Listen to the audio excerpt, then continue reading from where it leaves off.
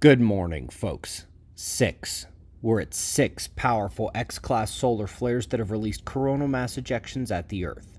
Our last 4 videos covered the first 4 and the start of the 5th, and here we'll break down the totality of the event, the solar storm forecast, and more.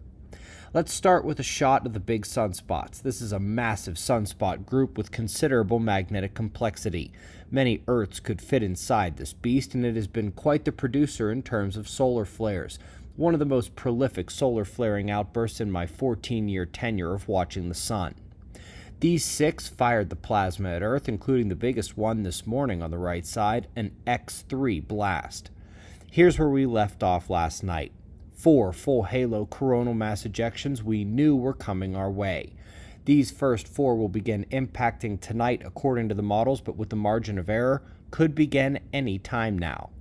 Then, we also showed the 5th flare, another X-class event that appeared to release plasma, and while the coronagraphs were not fully updated last night, they are now. Another full halo event. That makes 5, all expected to hit Earth before the end of the weekend. Then this morning, the biggest yet, an X3 eruption that also has a coronal shockwave ripple indicating plasma release. It's still early, but the coronagraphs are keeping up. I see another full halo blast making 6 full halo eruptions in about 2 days. All will strike the Earth, but you may notice that Noah's Endel spiral hasn't changed from yesterday. They are still only showing the first couple events on here, but folks, a full halo blast is a full halo blast. And while some may merge, combining into shared impacts, all 6 are heading this way. As I said, impacts could begin at any time. They will continue through the next 2 to 2.5 days, and the geomagnetic storm conditions will last 4 or 5 days, and perhaps even a bit longer with the reverberations. This was our forecast probabilities for solar storm level that will be reached as of last night, but as we jump from 4 to 6 near certain impacts, percentages are going up.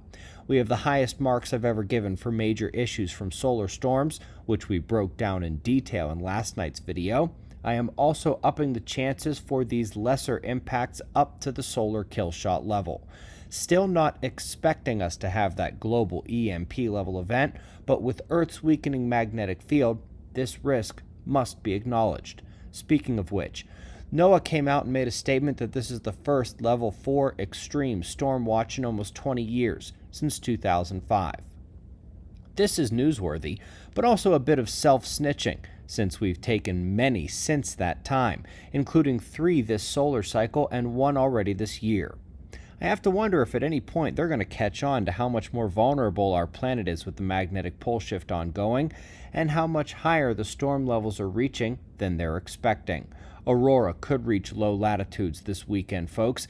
Impact after impact coming. See last night's video for more detailed solar storm effect information, and we greatly appreciate your support.